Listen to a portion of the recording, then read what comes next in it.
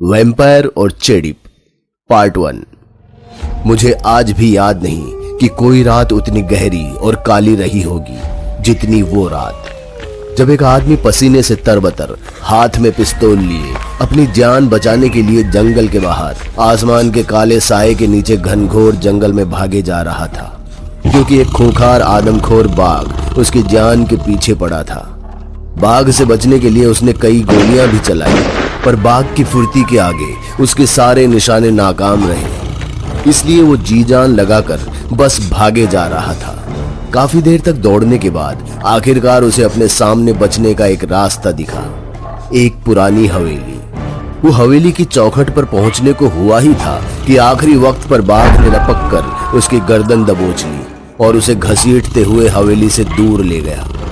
बाघ का शिकार बनते ही पहले वो कुछ देर चिल्लाया, छटपटाया और आखिरकार उसने अपना दम तोड़ दिया। इससे पहले कि वो बाघ अपने घात लगाए शिकार का भोग लगा पाती, हवेली की पहली मंजिल से एक शख्स कूदकर उसके सामने आ खड़ा हुआ, और ये कोई और नहीं बल्कि वैम्पायर महेश था। आखिरकार आज मेरी भूख और प्यास दोनों शांत होगी, और देखो आज तो पकवानों का बुफे भी लगा है।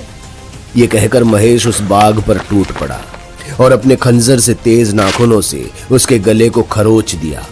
अक्सर महेश द्वारा खरोचे जाने के बाद कोई भी जानवर ज्यादा देर जिंदा नहीं रह पाता, मगर ये बाघ, या यूं कहूं कि बाघिन, कुछ अलग थी, क्योंकि खरोचे जाने के बाद इसने एक मायावी पिशाचनी का रूप धारण कर लिया था, जिसे लोग चेडिप के नाम से जानते थे। ब्लडी हेल, तुम भी एक मॉन्स्टर हो। कूल। महेश चेडिप के इस रूप को बस निहारता ही रह गया, मगर चेडिप का महेश से बातचीत करने का कोई इरादा नहीं था। अपने शिकार को छोड़ वो महेश पर टूट पड़ी और उसका गला दबाने लगी। वैम्पायर महेश भी अपनी पूरी शक्ति से उसके हाथों को रोकने लगा, और इसी जद्दोजहद में दोनों ने एक दूसरे पर घूंसों और लातों की बरसात कर दी। भारी बरसात के बीच दोनों के बीच घमासान लड़ाई चल ही रही थी कि तभी चेडिप ने अपने हाथों पर लगे महेश के खून को चाटते हुए कहा, आज तू मेरे हाथों से नहीं बचेगा। वॉरेन, आज तुझे भी वैसे ही तड़पा तड़पा कर मारूंगी जैसे तेरे दोस्त मिल्स को काफी साल पहले मारा था। एक मिनट, क्या नाम लिया तुमने? वॉरेन? अरे मैं वॉरेन नहीं हूँ, महेश हूँ। झूठ कहता है तू। उस अघोरी ने मुझे बताया था समोली में ही मिलेगा एक रक्त पिशाच जो मेरी तरह खून से अपनी प्यास बुझाता है, और तेरी शक्ल तेरे उस दरिंदे दोस्त से मिलती है जिसने मेरे राजन की जान ली थी। अरे मेरी बात तो सुनो। मैं वॉरेन नहीं हूँ, क्योंकि उसे मारने वाला मैं ही था, और मेरी इस हालत का जिम्मेदार भी वही वॉरेन है। महेश की बात सुन चेडिप भी असमंजस में पड़ गई। बहरहाल उसने महेश की पूरी बात सुनने का तय किया और उसके पीछे पीछे हवेली में आ गई। महेश ने उसे हवेली में पड़ी मिल्स और वॉरेन की एक तस्वीर दिखाई, जो उनकी ट्रेनिंग के दिनों की तस्वीर थी, और अपनी पूरी कहानी बताई कि कैसे वो 2 साल पहले इस हवेली में ब्लॉगिंग करने आया था, और एक हादसे ने कैसे उससे उसकी इंसानियत और खुशियां छीन ली, और उसे इस हवेली का गुलाम बना हमेशा हमेशा के लिए कैद कर दिया। महेश की दी गई जानकारी ने मानो चेडिप के गुस्से की आग में घी का काम कर दिया हो, और उसने अपना आपा खो हवेली के सामान को इधर से उधर फेंकना शुरू कर दिया। कुछ देर बाद इसी उठापटक के बाद जब चेडिप शांत हुई तो उसकी आंखें नम थी। उसे दुख था कि वो अपने हाथों से वॉरेन को मौत के घाट नहीं उतार पाई। महेश ने उसके कंधे पर हाथ रखते हुए कहा, मैं तुम्हारा दुख समझ सकता हूँ, पर तुम्हें भी समझना होगा कि पुराने जख्मों को जितना कुरेदोगी दर्द तुम्हें ही होगा। इसलिए जरूरी है कि दर्द को भुलाकर जिंदगी में आगे बढ़ो। छूना मत तुम मुझे। तुम क्या जानो लंबे समय बिना प्यार के वनवास में रहना क्या होता है। इससे पहले कि वो और कुछ कह पाती, महेश की पालतू बिल्ली, जो अब बड़ी हो चुकी थी, उसकी गोद में आ बैठी, और महेश ने उसे सहलाते हुए कहा, ये मेरी बिल्ली सोना है। तुम्हारे सिवा मेरा ये सच सिर्फ यही जानती है। उस दिन जब मैं वैम्पायर बना तो मैं इसे खाने ही वाला था, पर न जाने क्यों अंदर से एक आवाज सी आई और मैं रुक गया। तब से मैं और सोना बेस्ट फ्रेंड है ना सोना? तुमने कहा कि तुम्हें इस रूप में 2 साल हो गए, पर पिछले 2 साल से देश दुनिया सब बंद थी। फिर इस बीच तुम जिंदा कैसे रहे? आखिर हम जैसे पिशाचों की खुराक ही रक्त से बुझती है। अफसोस कि मुझे भी वही करना पड़ा जो लॉर्ड वॉरेन करता था, किसी भूले भटके इंसान या जानवर का इंतजार, या फिर एक लंबी गहरी नींद में चले जाना ताकि अपनी भूख से निजात पा सकूं। मगर जब भूख ज्यादा लगी हो तो उसके लिए एक बहुत खूब तरकीब है मेरे पास।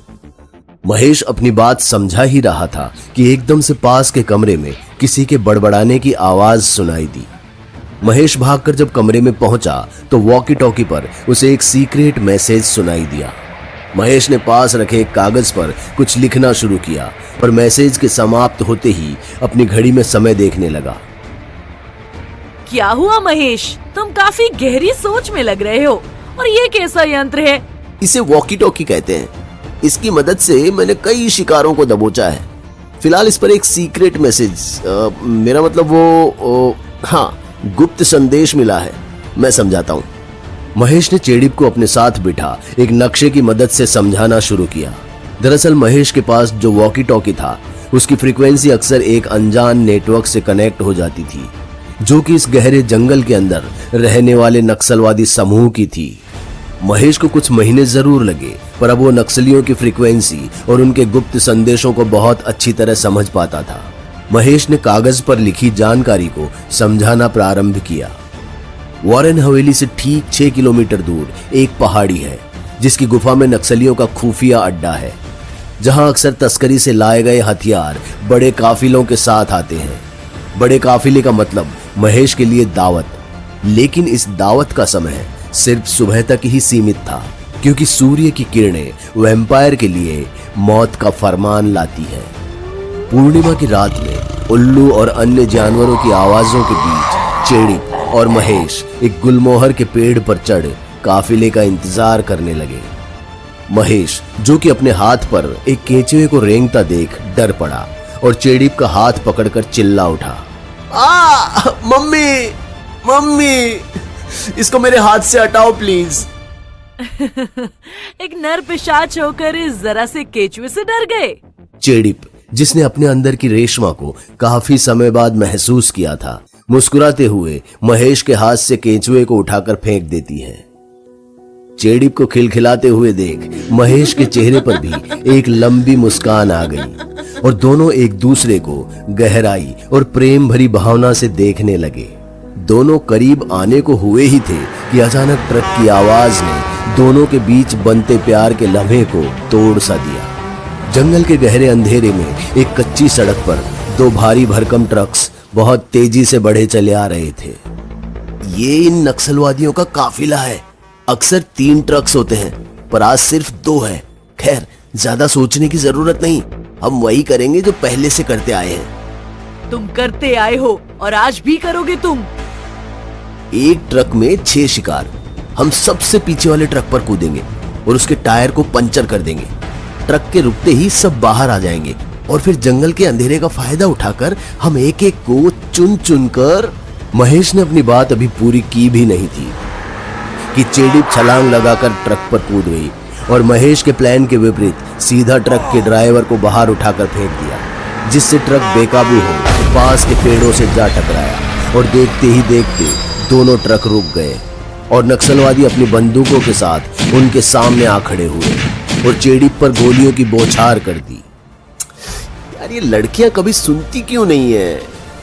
जहां एक तरफ महेश पेड़ की शाख से अभी हिला भी नहीं था, वहीं चेडिप हर उस व्यक्ति को मौत के घाट उतारती चली जा रही थी जिसने भी उस पर गोलियां बरसाई। इन गोलियों के बरसने के बीच ट्रक के ऊपर खड़े एक शिकारी ने चेडिप पर एक मजबूत और आधुनिक लोहे के तारों से बने एक जाल को फेंक दिया, जिसमें बिजली दौड़ रही थी। जाल में फंसते ही चेडिप को एक जोरदार झटका लगा और वो खुद को छुड़ाने की जद्दोजहद में जोर से चिंगाड़ने लगी। मगर इस एडवांस और मॉडर्न जाल के आगे उसकी शक्तियां कुछ फीकी सी पड़ गई। इतने में एक अनजान शख्स ट्रक से कूदा और अपनी कमर से खंजर निकाल चेडिप के कंधे को उससे खरोच उसका खून चाटते हुए बोला, तो खबर तो सच्ची निकली कि इस जंगल में सचमुच एक वैम्पायर रहता है। बस हैरानी की बात ये है कि ये वैम्पायर तो औरत निकली। खैर, आदमी या औरत मुझे क्या, मुझे तो बस तेरी रूह चाहिए। महेश, जो खुद एक वैम्पायर था, चेड़िप की दुर्दशा देखकर दहल गया था कि आम से दिखने वाले व्यक्ति ने चेड़िप जैसी शक्तिशाली पिशाचिनी को दबोच लिया। आप लोगों को क्या लगता है, कौन है ये शख्स और आखिर चाहता क्या है? क्या महेश चेड़िप को बचाने के लिए आगे आएगा? जानिए अगले भाग में।